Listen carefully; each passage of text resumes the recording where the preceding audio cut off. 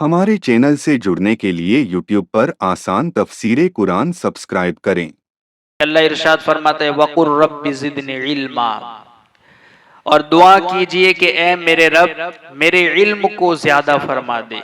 यानी इल्म दीन की फजीलत बयान की जा रही है, ज्यादती के हुसूल की तलकीन फरमाई जा रही है। अगर इल्म के अलावा किसी और चीज में फजीलत होती तो अल्लाह ताला आपको उस चीज में ज्यादती के हुसूल की तलकीन फरमाता। यानी इल्म दीन के अलावा किसी और चीज में फजीलत होती तो उस चीज की ज्यादती की दुआ की तलकीन फरमाता वहां, मगर यहाँ क्या है, रब्बी जिदनी इल्मा, इल्म दीन की ज्यादती की तलकीन फरमाई है। कुल हल यस्तविल लज़ीना यअलमून वल्लज़ीना ला यअलमून, सूरह ज़ुमर की आयत नंबर 9। तर्जमा ये है, आप कहिए कि क्या जो लोग जानते हैं और जो नहीं जानते क्या वो बराबर हैं? यानी अहले इल्म और जो ला इल्म है क्या ये दोनों बराबर हैं? इसी तरह एक आयत करीमा सूरह फातिर की आयत नंबर 28, इन्नमा यख्शल्लाह मिन इबादिहिल उलमा, कि अल्लाह से डरने वालों में सबसे ज्यादा उलमा ही डरते हैं। यानी कि अल्लाह के बंदों में से सिर्फ उलमा ही अल्लाह से डरते हैं। एक और आयत करीमा है, वतिलकल अमसालु नज़रिबुहा लिन्नासि वमा यअक़िलुहा इल्लल आलिमून, और ये मिसालें हैं जिनको हम लोगों के लिए बयान फरमाते हैं, उनको सिर्फ इल्म वाले समझते हैं। यानी ये मिसालें जिनको सिर्फ इल्म वाले समझते हैं। हदीस पाक में है, हजरत अबू हुरैरा रदी अल्लाह ताला अन्हु से बयान है और वो रिवायत करते हैं कि रसूलुल्लाह सल्लल्लाहु अलैहि वसल्लम ने इरशाद फरमाया, जो शख्स इल्म की तलाश में किसी रास्ते पर जाता है अल्लाह ताला उसके लिए जन्नत का रास्ता आसान कर देता है। जो भी शख्स इल्म दीन के रास्ते पर जाता है उसकी तरफ माइल होता है, अल्लाह जन्नत का रास्ता आसान कर देता है।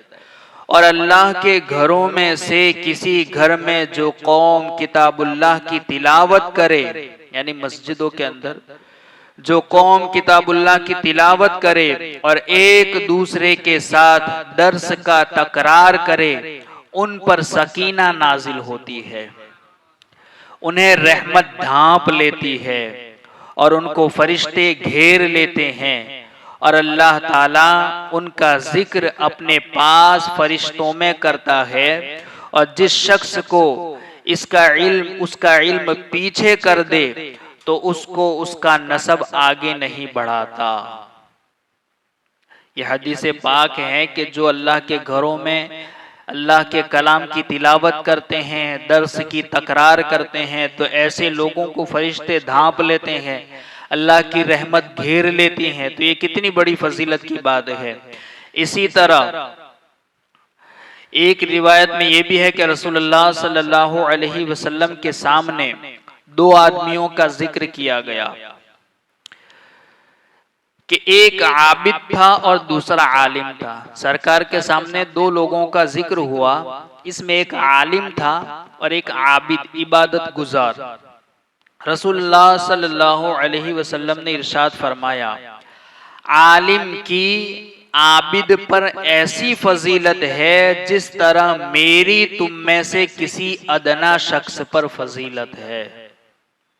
यानी ये कितनी गहरी बात है, एक आलिम इबादत करने वाले पर इतनी फजीलत रखता है, एक आबिद जो हमेशा इबादत में लगा हुआ है उसके ऊपर आलिम दीन की फजीलत ऐसे है जैसे सरकार ने फरमाया कि मेरी उम्मत की अदना शख्स पर जैसी मेरी फजीलत है वैसी ही एक आलिम की आबिद पर फजीलत है। अब जरा इस जुमले पर गौर करें, सरकार दो आलम सल्लल्लाहु अलैहि वसल्लम की जात तमाम नबियों से अफजल और नबियों की जमात तमाम सहाबा से अफजल और सहाबा की जमात तमाम औलिया अल्लाह से अफजल और औलिया अल्लाह की जमात हुजूर के तमाम उम्मत में मौजूद आम इंसानों से अफजल। और फिर उसमें एक आम इंसान, सरकार फरमाते हैं अगर वो आलिम है उस आलिम की फजीलत اسی کے اندر موجود ایک عابد پر ایسی ہے جیسی میری فضیلت ایک عام انسان پر ہے۔ سرکار تو نبیوں سے بھی افضل ہے، مگر ایک عام انسان سے کتنے افضل ہوں گے؟ جو نبیوں سے افضل ہو تو پھر ایک عام انسان سے کتنے افضل ہوں گے؟ ویسے ہی فضیلت ایک عالم کی ایک عام عابد پر ہے۔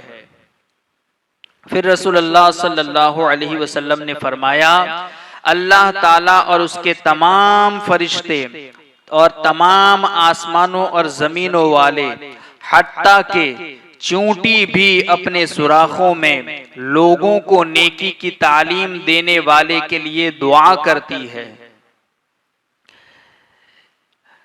آسمان کے فرشتے، زمین کے فرشتے، حتیٰ کہ سوراخوں میں چونٹیاں، سمندر میں مچھلیاں، ہر ایک مخلوق دین کی دعوت دینے والے کے لیے دعا کرتی ہے۔ کتنی بڑی فضیلت ہے۔ یہ حدیث پاک ہے۔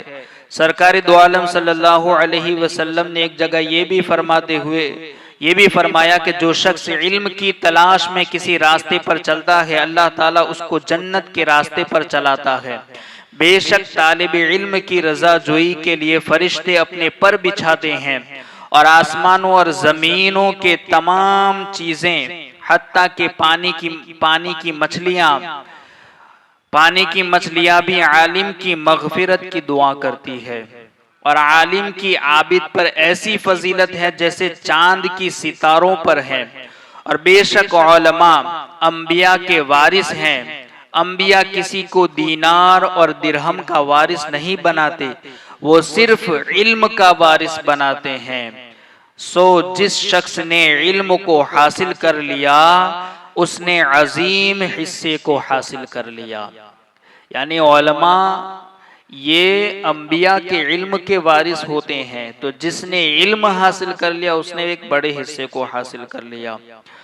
اور حضرت ایک روایت میں یہ بھی ہے کہ عالم کی موت ابلیس کے نزدیک 70 عابدوں کی موت سے زیادہ محبوب ہے۔ یعنی ایک طرف 70 عبادت کرنے والوں کی موت، اتنا افسوس ابلیس کو نہیں ہوتا، اتنی خوشی نہیں ہوتی عبادت کرنے والوں کی موت سے، جتنی خوشی اسے ایک عالم کی موت پر ہوتی ہے۔ تو اسی لیے کہا کہ ایک عالم کی موت ابلیس کے نزدیک 70 عابدوں کی موت سے زیادہ محبوب ہے، زیادہ پسندیدہ ہے۔ اللہ رب العزت کہی سنی باتوں پر ہم سب کو عمل کی توفیق عطا فرمائے۔